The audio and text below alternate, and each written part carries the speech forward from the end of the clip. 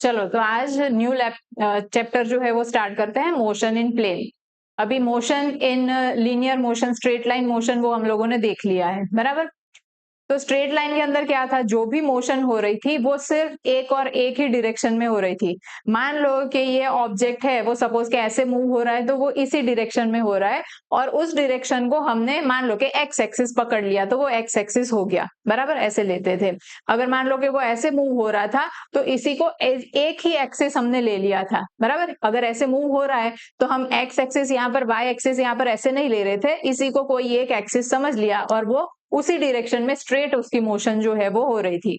अब जो हमें देखना है वो ऑब्जेक्ट कुछ प्लेन के अंदर मोशन करेगा, मतलब स्ट्रेट लाइन जो होगी वो स्ट्रेट लाइन के अंदर वो मोशन नहीं करेगा। वो किसमें मोशन कर रहा होगा, वो एक स्ट्रेट लाइन में मोशन कर रहा होगा, बराबर। दिख रही है लाइन? लाइन नहीं दिख रही, कलर हमें चेंज करना पड़ेगा।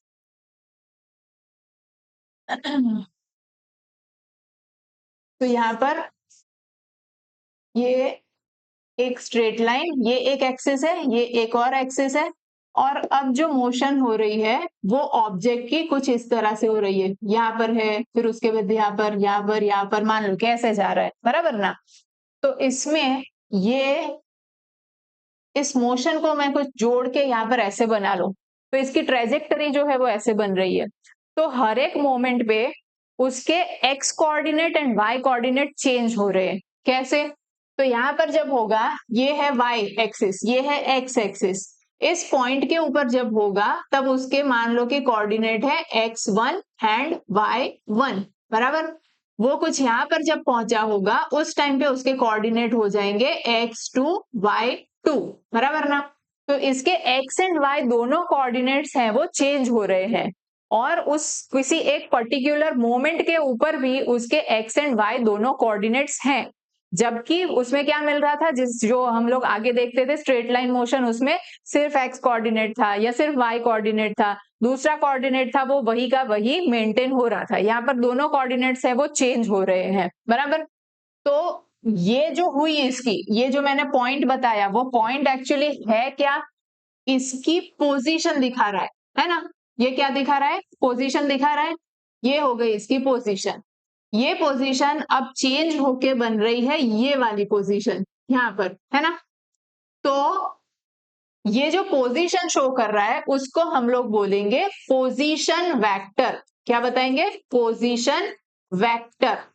अब वेक्टर जो है वो पिक्चर में आए। अब तक लीनियर मोशन के अंदर, स्ट्रेट लाइन मोशन के अंदर वेक्टर्स जो है वो नहीं आते थे। तो वेक्टर एक्चुअली क्या है, वो एक मैग्नीट्यूड, कोई भी क्वांटिटी के लिए मैग्नीट्यूड और उसकी डायरेक्शन, उनका कॉम्बिनेशन मतलब कि हो गया वेक्टर। अब स्पीड है तो स्पीड क्या हो गई, उसका एक कुछ मैग्नीट्यूड हो गया कि 5 किलोमीटर पर आवर। अब कौन सी डायरेक्शन में, वो भी अगर मैं जोड़ दूं उसके साथ कि इन नॉर्थ डायरेक्शन, तो वो हो गया vector. 5 kilometre per hour in north direction, that means ये हो गया क्या, वेक्टर। वेलोसिटी हो गई, वो स्पीड से वेलोसिटी बन गई। तो यहाँ पर ये पोजीशन जो है, वो पोजीशन को जनरली हम लोग आर वेक्टर से रिप्रेजेंट करते हैं, बराबर। पोजीशन वेक्टर आर, तो ये R1 और R2 बने। अब इनिशियल पोजीशन जो है वो हो गई R1, इसके लिए कोऑर्डिनेट्स हैं हमारे पास x1 y1। तो पोजीशन वेक्टर को हम लोग ऐसे लिखेंगे, ये होगा आपका क्या, ओरिजिन 0 0।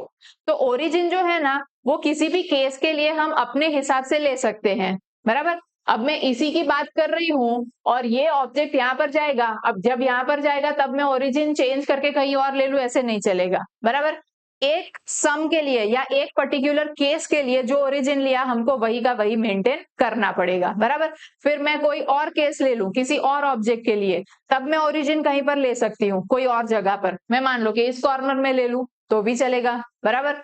बट एक बार मैंने डिसाइड किया कि यहाँ पर ओरिजिन लेना है तो वहीं पर लेना पड़ेगा, जब तक वो केस कंप्लीट नहीं हो जाता तब तक, बराबर। तो ये पोजीशन जो है ना वो एक्चुअली रिलेटिव पोजीशन हुई, एब्सोल्यूट नहीं है, इसकी रिलेटिव पोजीशन हो गई। इसके रिस्पेक्ट में ये इतना दूर है, वैसे ही उसकी पोजीशन अब चेंज होके बन गई है x2 y2, बराबर। ये हो गया इसका रिप्रेजेंटेशन पोजीशन वेक्टर का। इसको मैं इस तरह से भी दिखा सकती हूँ, लिखने का एक और तरीका भी है, जो है x1 i cap plus y1 j cap. इसको लिख सकते हैं x2 i cap plus y2 j cap. बराबर। ये जो हुआ वो क्या है, अब ये x1 y1 वो तो समझ में आ रहा होगा, x2 y2 वो तो समझ में आ रहा होगा।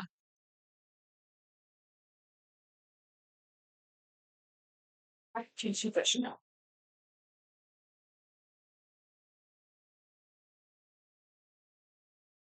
तो x1 y1 x2 y2 समझ में आ गया, बट ये i कैप j कैप वो लिखा वो क्या है, और एक कोऑर्डिनेट सपोज के यहाँ पर z होता, तो z मतलब क्या है, यहाँ पर z अगर होता तो मैं लिखती z1 k cap, i j और k ऐसे लिखना होता है।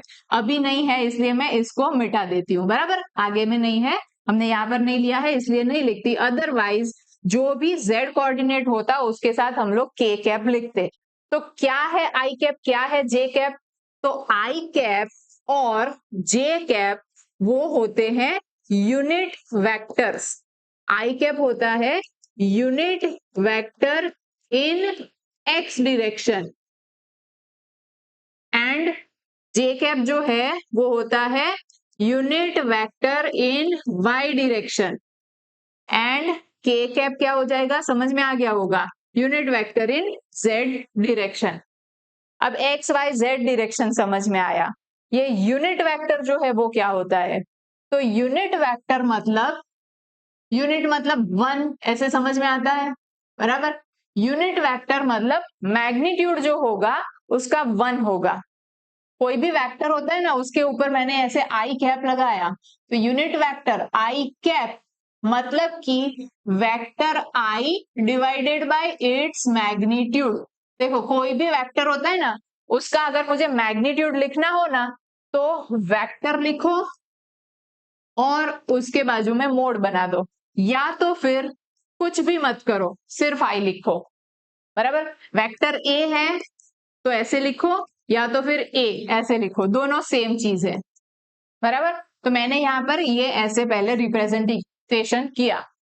वेक्टर आई है क्या, एक्स डायरेक्शन में, यूनिट वेक्टर मतलब उसका मैग्नीट्यूड होता है वन, तो ये एक्चुअली हो जाता है 1 0 0।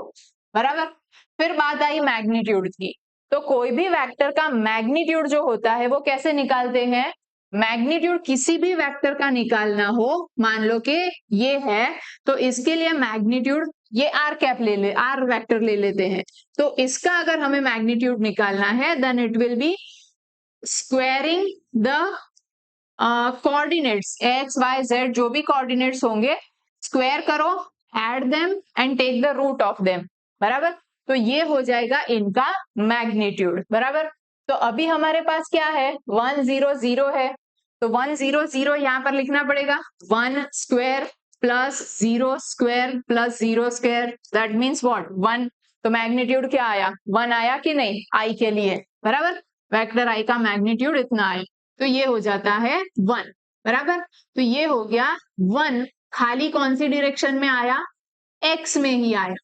बराबर ना, खाली x के अंदर ये वैल्यू आई, ये 1 जो है ना सबके डिवीजन में जाता है, खाली x के अंदर आया, तो ये हो गया I cap dot I cap और vector I, sorry I vector by magnitude of I, और उसका मैग्नीट्यूड, ये यूनिट वेक्टर जो है वो बना वो। बराबर, तो यूनिट वेक्टर कैसे बनता है वो समझ में आ गया। यूनिट वेक्टर किसी भी वेक्टर के लिए हम लोग बना सकते हैं, किसी भी वेक्टर का यूनिट वेक्टर होगा, करना यही होता है, वो पूरा वेक्टर है वो लिख लो, डिवाइडेड बाय उसका मैग्नीट्यूड कर दो। 2 3 5 दिया ना, मान लो के 2 3 5, तो ये वेक्टर लिख दिया, डिवीजन में 2 square plus 3 square plus 5 square कर दो, तो ये बन जाएगा यूनिट वेक्टर। बराबर ना, तो किसी का भी यूनिट वेक्टर निकालना आपको आ जाएगा। तो जैसे मैंने आई कैप मतलब बताया, ये होता है, आई कैप होता है 1 0 0। तो क्या आप मुझे बता सकते हो कि जे कैप जो है वो क्या हो जाएगा, जे बाय इट्स मैग्नीट्यूड, यहां पर मुझे क्या लिखना चाहिए, ये होता है वेक्टर जे, वेक्टर जे, ये वेक्टर आई, वेक्टर जे क्या हो जाएगा,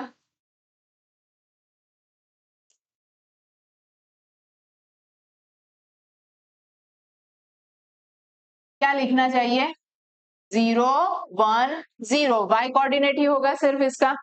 वैसे ही के, जब हमारे पास के आएगा तब हम लिखेंगे वेक्टर के बाय इट्स मैग्नीट्यूड। तो ये आया के इक्वल्स टू, के वेक्टर के इक्वल्स टू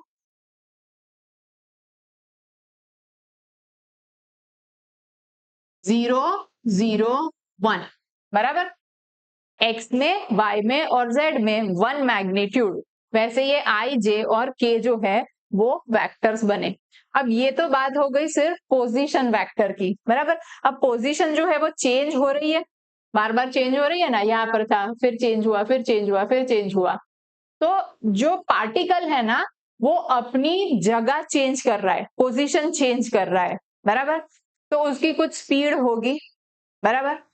तो मुझे यहाँ पर पोजीशन वेक्टर जो है वो डिस्प्लेसमेंट देगा कुछ, बराबर। पोजीशन वेक्टर्स में जो चेंज आया वो मुझे क्या देगा, डिस्प्लेसमेंट देगा। क्योंकि मैं वेक्टर की बात कर रही हूँ इसलिए मैं डिस्टेंस नहीं बोलूंगी, मैं बोलूंगी डिस्प्लेसमेंट देगा।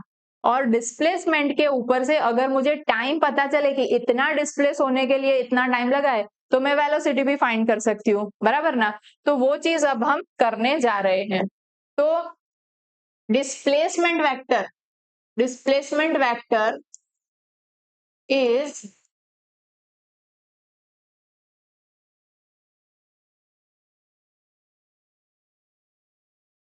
delta r equals to final minus initial positions, बराबर। इतना इसमें डिस्प्लेस हुआ।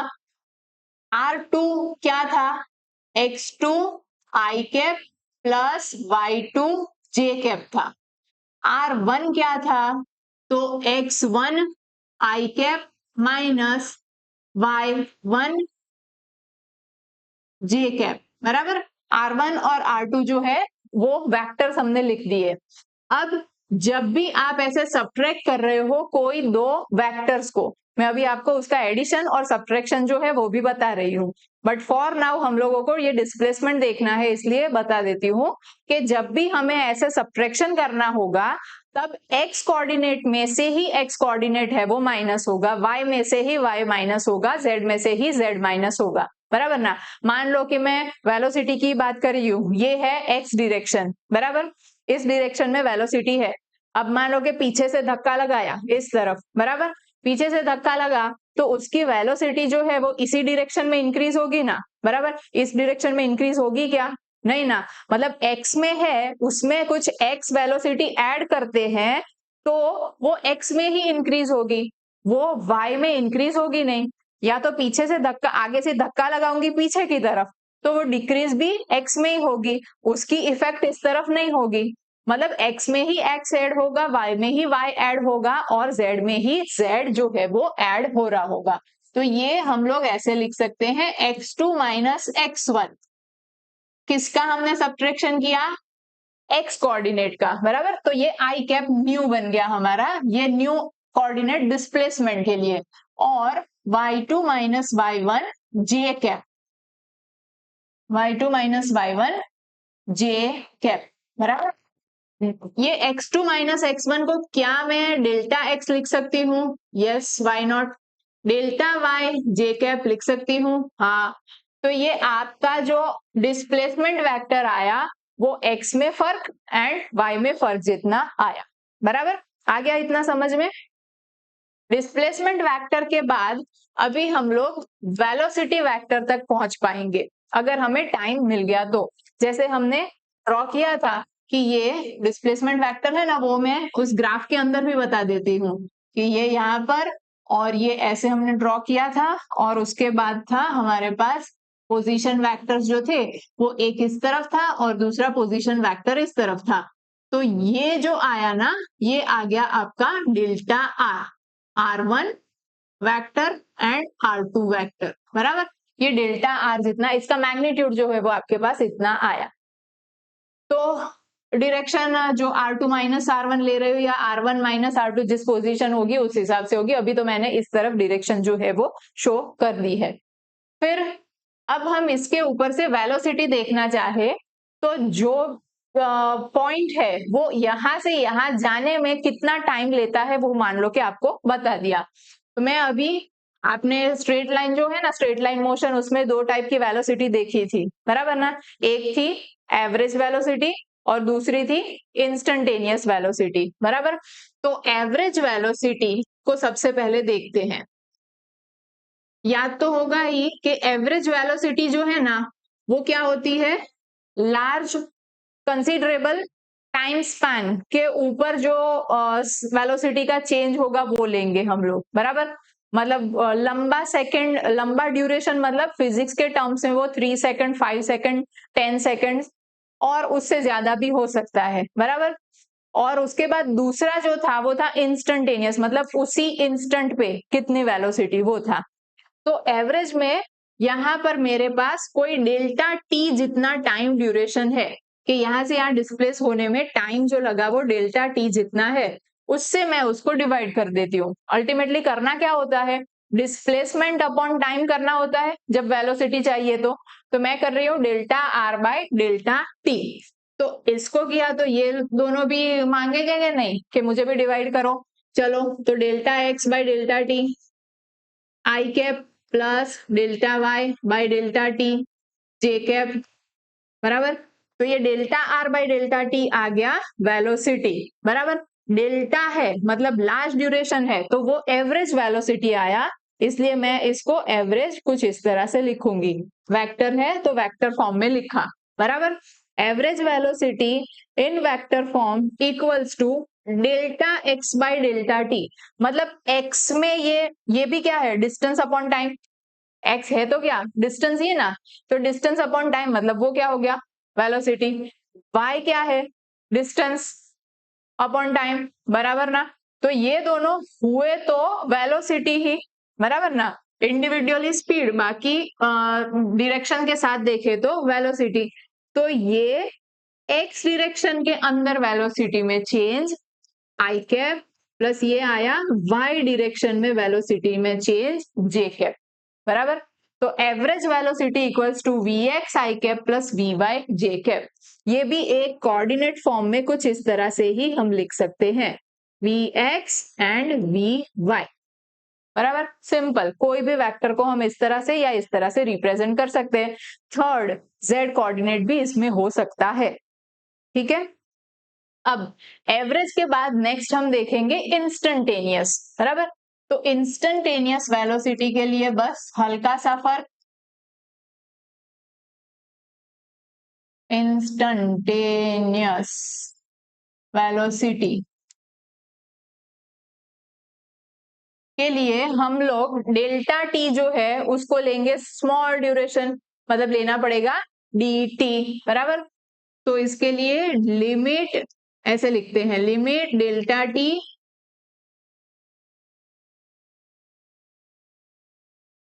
Limit delta T tends to 0 equals to d t, बराबर ना।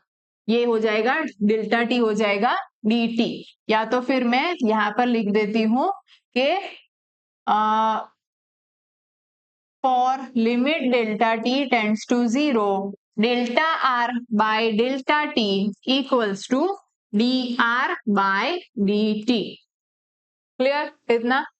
तो D R by D T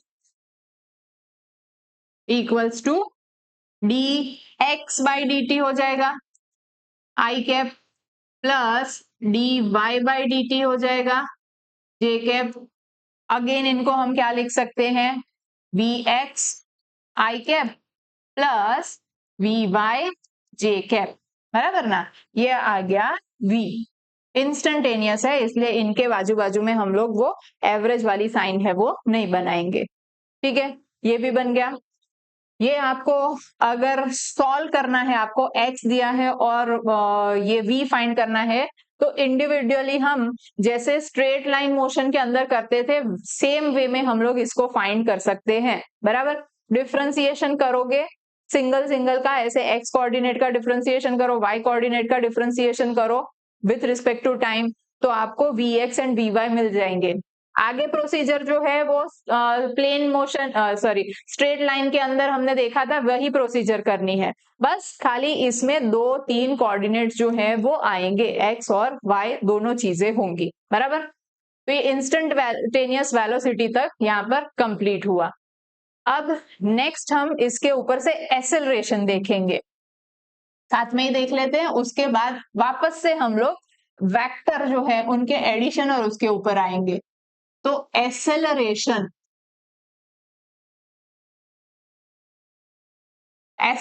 भी आपको पता होगा कि एक्सेलरेशन क्या होगा, change in velocity upon time, बराबर। तो acceleration equals to d v by D t, ये करना है। अगर वेक्टर फॉर्म में हमें दिखाना है तो इसका भी हमें वेक्टर फॉर्म लेना पड़ेगा, but v is what, it comprises of two coordinates, x coordinate and y coordinate. So I have to write here dx vx का differentiation dvx by dt I cap plus dvy by dt j cap equals to acceleration का x coordinate i cap plus acceleration का y coordinate into j cap, बराबर। तो acceleration कुछ इस तरह से मिल जाएगा, कोई न्यू चीज नहीं है इसमें, बस रिप्रेजेंटेशन और एक एक्स्ट्रा कोऑर्डिनेट, इतना ही फर्क। बाकी जो स्ट्रेट लाइन में करते थे वही की वही चीज, यूनिट भी वही आएंगे ऑब्वियसली, वेलोसिटी का जो यूनिट होता है चाहे उसको हम वेक्टर फॉर्म में या मैग्नीट्यूड फॉर्म में, जिस भी फॉर्म में हम लोग दिखाना चाहे यूनिट वही रहेंगे, एक्सेलरेशन का भी वही रहेगा, मीटर पर सेकेंड स्क्वायर, वो किसी में कुछ चेंज होने वाला नहीं है, बराबर। अब जो हमें देखना है वो इनका एडिशन, क्योंकि हम लोग क्या कर रहे हैं, एडिशन कुछ कर रहे हैं, सब्ट्रैक्शन कर रहे हैं, बराबर ना। वेक्टर है उनका सब्ट्रैक्शन, ऐसे कहीं पर एडिशन भी होगा, तो वो चीज हमें देखनी है, तो उसके ऊपर फोकस करते हैं। क्वांटिटीज तो आ गई आपके पास, कैसे हम लोग लेंगे वो, तो अभी हेडिंग लगा देते हैं कि एडिशन ऑफ वेक्टर्स। सी, ये जो मैंने अभी ड्रॉ किया था ना पोजीशन वेक्टर, वो एक बार फिर से हम लोग ड्रॉ कर लेते हैं, और उसमें से मैं अभी सिर्फ एक पोजीशन वेक्टर जो है उसको ड्रॉ कर रही हूं, R1, बराबर। y एक्सिस x एक्सिस, यहां पर मैंने लिखा था x1 y1, है ना, ऐसे मैंने लिखा था। अब मैं यहां से अगर ऊपर से टॉर्च लगाऊंगी तो उसका शेडो कहां पर बनेगा, यहाँ पर x एक्सिस के ऊपर बनेगा, वो कहां तक होगा, वो शेडो कुछ यहां तक होगा, बराबर, यहां तक। तो ये जो डिस्टेंस आया वो डिस्टेंस होगा x1 जितना, ये समझ सकते हो आप, बराबर। कि यहां पर मैंने लिखा है x1 y1, इसका मीनिंग है कि ये x में आगे इतना बड़ा हुआ है, वैसे ही मैं यहां से टॉर्च लगाऊंगी तो उसका शेडो कहां तक बनेगा, उधर तक, इतनी हाइट तक, तो यहां तक जो आया वो y1 बन गया, बराबर। y1 डिस्टेंस होगा और ये x1 डिस्टेंस होगा, और R के अंदर x1 और y1 समाये हुए हैं, बराबर। हमने R1 के लिए लिखा भी है x1 i cap plus y1 j cap, ऐसे लिखा ना हमने, मतलब R1 के अंदर x एंड y कोऑर्डिनेट ऐसे बने हुए हैं। तो अब मुझे R1 जो है, R1 उसको मैंने x1 i cap plus y1 j cap करके लिखा, तो क्या मैं इस ट्राइंगल को ऐसे करके लिख सकती हूं, सिर्फ वो जो ट्राइंगल है उसी में से सिर्फ ये दोनों, R, ये x1, ये y1, मान लो कि ये एंगल थीटा होता, बराबर, ये एंगल थीटा होता। तो मुझे यहाँ पर ये जो मैं ट्राइंगल बना रही हूं और ये थीटा है, ये मुझे नहीं पता कि क्या है, बट वर्टिकल है तो मैं इसको y बोल देती हूँ, ये क्या है मुझे नहीं पता, हॉरिजॉन्टल है तो मैं इसको x बोल देती हूँ, बराबर। तो इस ट्राइंगल के अंदर मुझे साइन थीटा कॉस थीटा के लिए क्या लिखना चाहिए? तो साइन थीटा क्या होगा? ऑपोजिट अपॉन हाइपोटेनस, बराबर। तो y बाय r हुआ, बराबर। This implies y equals to r sine theta, बराबर ना, ये चीज आई, ये ध्यान में रखने की बात है। y equals to r sine theta आया, और cos थीटा के लिए हम लिख पाएंगे x by r। This means x equals to r cos theta, बराबर ना, ये चीज बनी। तो अब वापस से हम लोग अपने सिर्फ ये ट्राइंगल जो पूरा बना उसके ऊपर नहीं, यहाँ पर आ जाते हैं। तो इसमें x जो लिखा है वो एक्चुअली इतना, ये x1 ही है। तो मैं x1 के लिए इसके ऊपर से लिख सकती हूँ कि x1 is actually nothing but r cos theta and y1 is nothing but r sin theta, बराबर। मैंने लिखा कि r1 is made up of x1 i cap and y1 j cap, मतलब कि x एंड y कोऑर्डिनेट्स हैं। x1 r equals to x1 y1 coordinates. तो x1 की जगह पर मैं लिख दूं r cos theta and r sin theta, बराबर ना। तो ये जो r cos theta r sin theta लिखा, मतलब कि x और y वो क्या हो गए, उसके कंपोनेंट्स, बराबर। ये क्या हो गए, कंपोनेंट्स बन गए। ये वेक्टर के, इस वेक्टर का x कंपोनेंट, इस वेक्टर का y कंपोनेंट। तो कोई भी वेक्टर होता है ना, उसके दो कंपोनेंट्स आप बना सकते हो।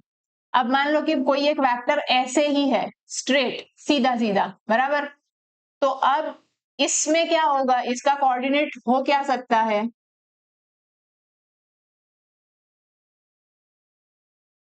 यहां पर मुझे क्या लिखना चाहिए, 0 एंड y, बराबर, समथिंग y1 लिख दी, 0 एंड y1 होगा, बराबर। तो इसके दो कोऑर्डिनेट जो होंगे उसमें सिर्फ और सिर्फ y कंपोनेंट होगा, 0, और y जो है वो y, फिर यहाँ पर r, फिर साइन थीटा जो है वो साइन थीटा आएगा, वो 90 डिग्री है, 90 डिग्री मतलब r खुद आ गया, है ना। यहाँ पर क्या लिखना चाहिए, r साइन थीटा। अब इसने कितना एंगल बनाया है खुद ही के साथ, 90 डिग्री, तो साइन 91, मतलब ये खुद ही आ गया 0 1 जितना। तो इसके अंदर सिर्फ और सिर्फ x y कंपोनेंट है, तो ये वेक्टर बना है y कंपोनेंट से। ये हॉरिजॉन्टल हुआ तो ये वेक्टर बना है, ये वेक्टर बना है x से, बराबर। तो इसका सिर्फ x कंपोनेंट होगा। तो परपेंडिकुलर, हमारा ये देखने का रीजन ये है कि हम ये देखना चाहते हैं कि जब भी कोई वर्टिकल कंपोनेंट होगा, सिर्फ स्ट्रेट वर्टिकली अपवर्ड या वर्टिकली डाउनवर्ड कोई वेक्टर होगा, तो उसके लिए उसका सिर्फ y कंपोनेंट होगा, और हॉरिजॉन्टल है तो उसके लिए सिर्फ उसका x कंपोनेंट ही एग्जिस्ट कर रहा होगा, बराबर ना। कोई ऐसे स्लैंट है तो उसके दो कंपोनेंट्स होंगे, एक, दोनों मतलब दोनों नॉन जीरो कंपोनेंट्स होंगे। वर्टिकल हुआ तो एक कंपोनेंट हॉरिजॉन्टल वाला 0, हॉरिजॉन्टल हुआ तो उसका वर्टिकल कंपोनेंट 0, बराबर ना, ठीक है। तो इसके ऊपर से हम ये वेक्टर के कंपोनेंट्स है वो बना सकते हैं। अब हम देखना चाहते थे इनका एडिशन, बराबर, वेक्टर्स का हमें एडिशन देखना है। चलो न्यू स्लाइड ले ले, एडिशन ऑफ वेक्टर्स।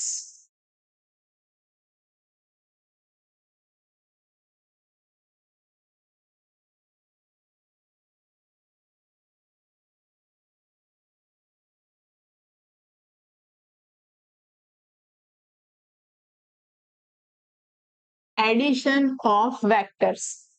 तो सबसे पहले तो दो वेक्टर्स लिख लेते हैं, r1 equals to x1 i cap plus y1 j cap. अब एडिशन करने के दो तरीके होते हैं, एक होती है ग्राफिकल मेथड और एक होती है एनालिटिकल मेथड। ग्राफिकल मतलब ड्रॉ करके करेंगे और एनालिटिकल मतलब कि हम कैलकुलेशन जो स्टेप वाइज मैथमेटिकल स्टेप्स करते हैं वैसा करेंगे। तो ग्राफिकल में कैसे करेंगे, मेरे पास अभी एक ये r1 है और ये दूसरा जिसमें है x2 i cap plus y2 j cap, बराबर। तो मैं इन दोनों को ऐड करना चाहती हूँ। अब मैं ना यहाँ पर वेलोसिटी ले लूं तो वेलोसिटी ऐड हो रही है वो आप ज्यादा अच्छे से समझ पाओगे। v1 वेक्टर और v2 वेक्टर। v1 वेक्टर जो है ना वो कुछ इस तरह से ड्रॉ किया हुआ है, इसका मैग्नीट्यूड इतना है, इतनी जो लंबाई बताई ना जितनी हमने ड्रॉ की उतनी ही कुछ स्केल से हमने ड्रॉ की और वो उतनी बन रही है। V2 जो है वो V2 कुछ ऐसे है, बराबर। V2 अब इनको हमें ग्राफिकली ऐड करना है, बराबर। कैसे ऐड करना है, ग्राफिकली।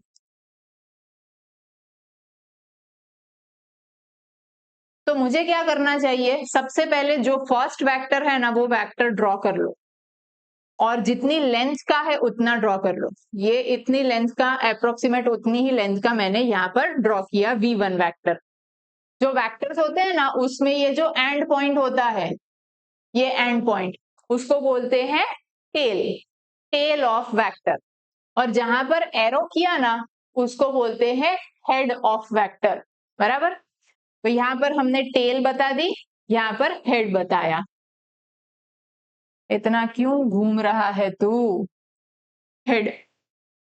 और फिर उसके बाद जो दूसरा वेक्टर जो हमें इसमें ऐड करना है उस वेक्टर को हमें इसके हेड से ही, हेड के ऊपर इसकी टेल आ जाए वैसे सेम डायरेक्शन में ड्रॉ करना चाहिए, बराबर।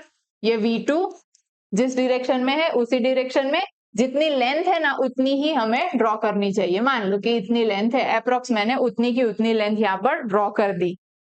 फिर फर्स्ट की टेल और सेकंड का हेड उसको ज्वाइन कर लो और जो आपका वेक्टर बना वो आ जाएगा रिजल्टेंट वेक्टर। रिजल्टेंट मतलब इनका एडिशन, बराबर। ये क्या हो गया, R जो है वो vector V1 plus vector V2। Graphically हम ऐसे कर सकते हैं, बराबर। दोनों वेक्टर, एक वेक्टर फिर दूसरा वेक्टर यहीं से जोड़ दिया, जोड़ लो इसको तो वो रिजल्टेंट वेक्टर आया। ग्राफिकल की भी दो मेथड है, ये हो गई ट्रायंगल मेथड, बराबर। एक मेथड जो है उसका नाम क्या है, ट्रायंगल मेथड। और दूसरी मेथड अभी हम देख रहे हैं उसका नाम है सेकंड मेथड, उसका नाम है पैरेललोग्राम मेथड।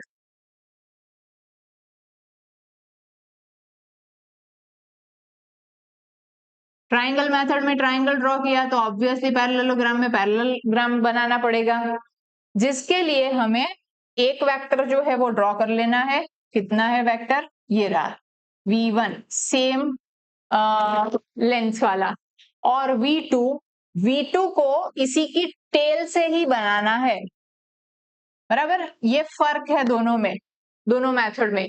इसमें हेड के ऊपर टेल आती थी, इसमें दोनों की टेल को जोड़ना है, बराबर। तो दोनों की टेल को यहाँ पर जोड़ लिया हमने। अब ये बन गई एक बनने वाले पैरेललोग्राम की दो एडजेसेंट साइड्स।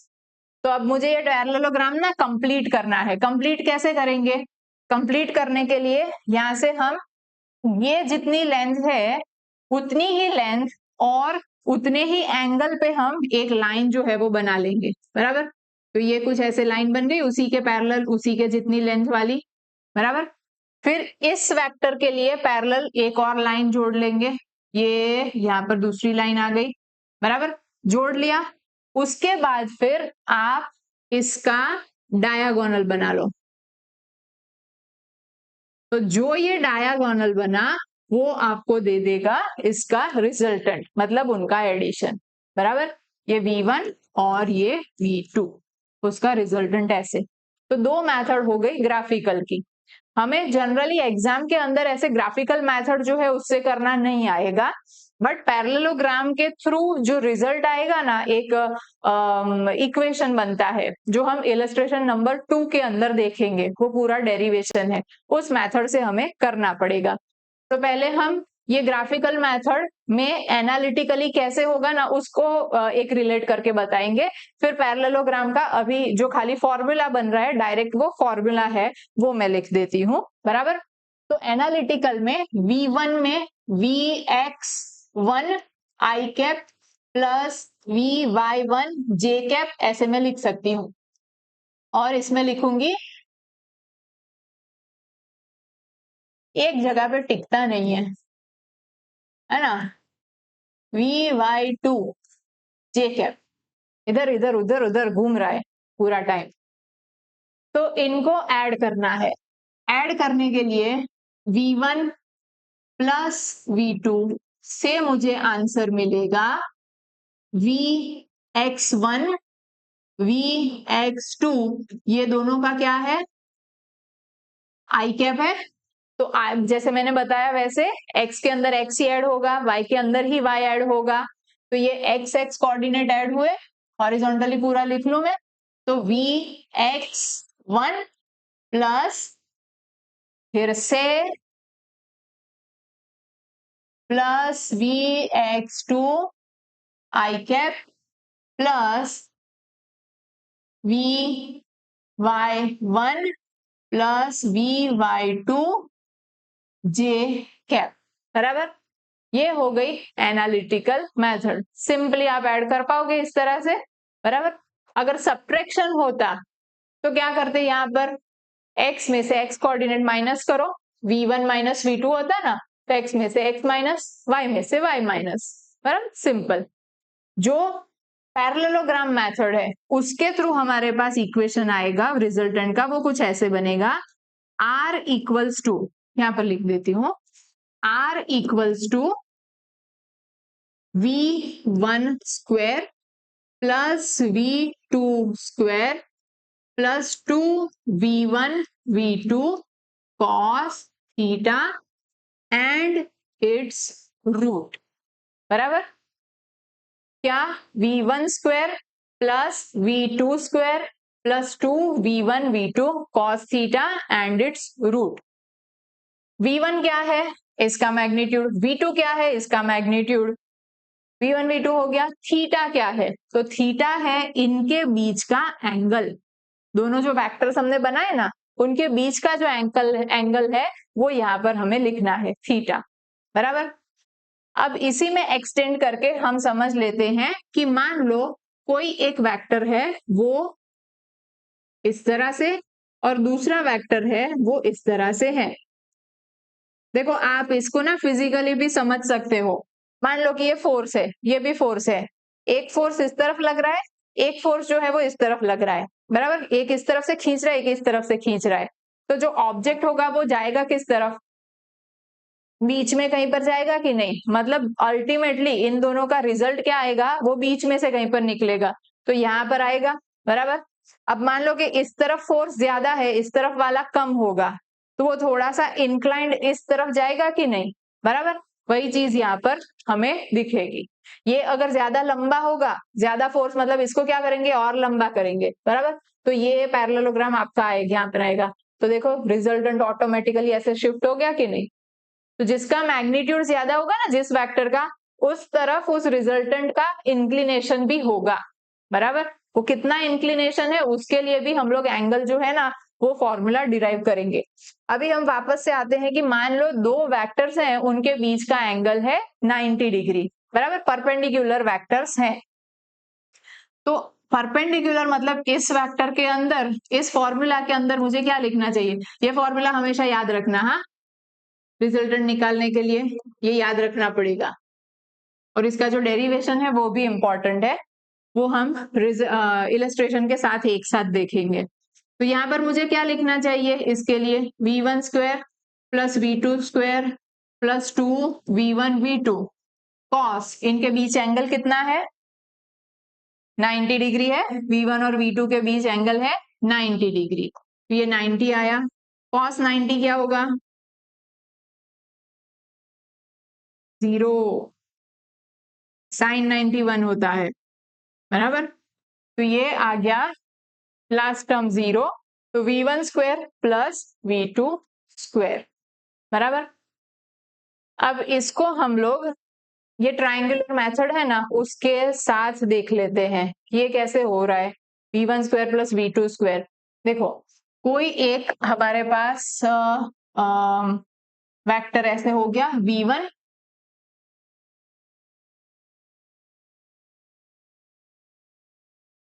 v1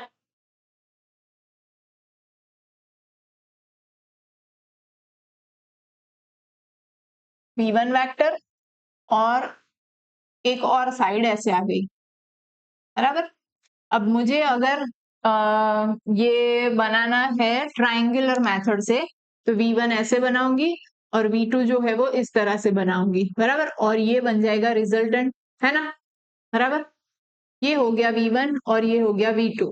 मुझे r की वैल्यू अगर फाइंड करनी है तो ये मैं वेक्टर ना समझूं और ये एक ट्राइंगल समझूं। v1 मतलब कुछ लेंथ होगी 5, ये कुछ लेंथ होगी 4, बराबर, कुछ लेंथ कुछ वैल्यू होगी ना उसकी।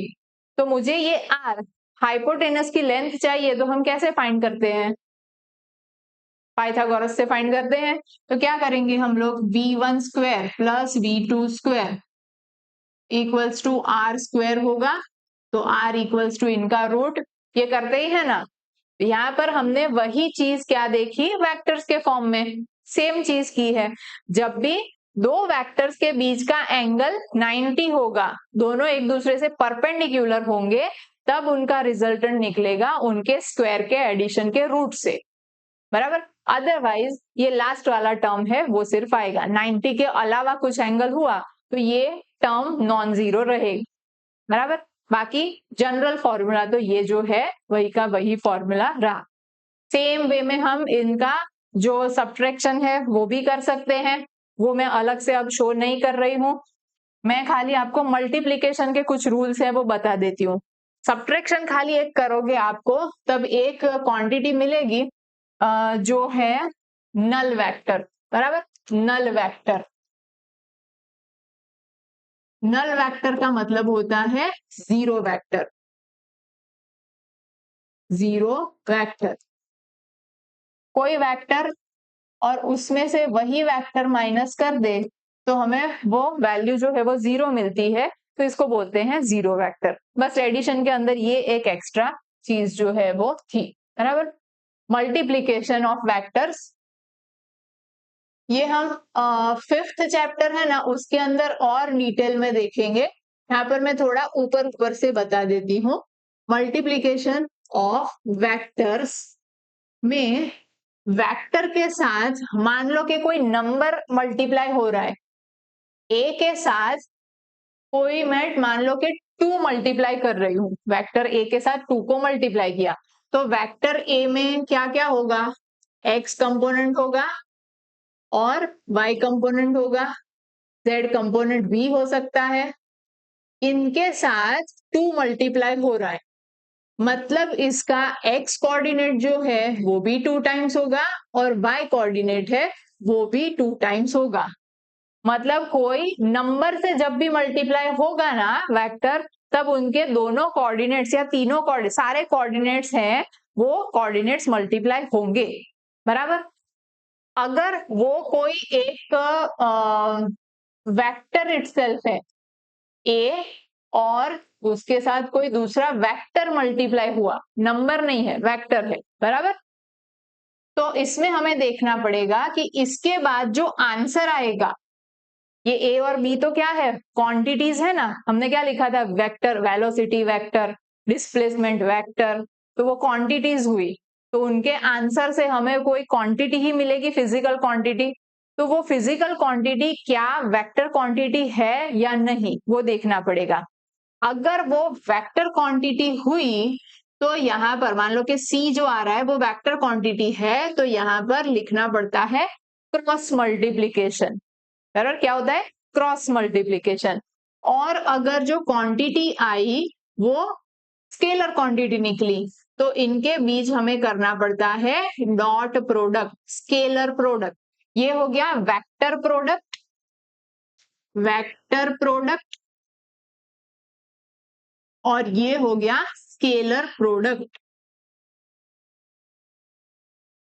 मैं एग्जांपल्स आपको दे देती हूं तो तुरंत समझ में आ जाएगा। वेक्टर प्रोडक्ट का एग्जांपल क्या, कि मेरे पास है टॉर्क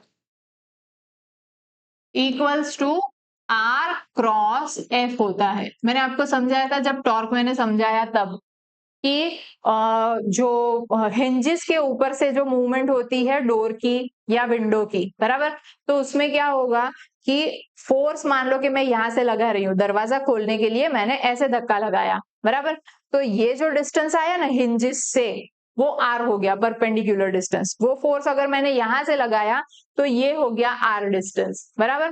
तो वो फोर्स इंटू मल्टीप्लीकेशन से जो क्वांटिटी आ रही है टॉर्क, उसकी भी डायरेक्शन होती है। टॉर्क क्लॉकवाइज भी होगा, एंटी क्लॉकवाइज भी होगा, किसी भी डायरेक्शन में हो सकता है। तो वो डायरेक्शन वाली क्वांटिटी मतलब वेक्टर क्वांटिटी आई। तो जब दो क्वांटिटी खुद वेक्टर है और आंसर में भी वेक्टर क्वांटिटी आई, तब हम करते हैं क्रॉस मल्टीप्लीकेशन। और जब दो क्वांटिटीज फोर्स इनटू डिस्प्लेसमेंट,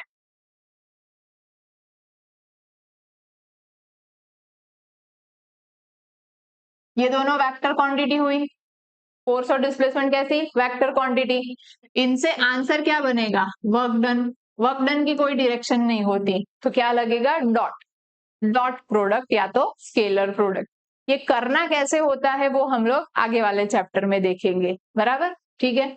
तो अभी हम लोग यहीं पर पॉज करते हैं और फिर आगे नेक्स्ट लेक्चर के अंदर यहाँ से फिर आगे जो टर्म्स है वो देखते जाएंगे, बराबर। चलो लिखो।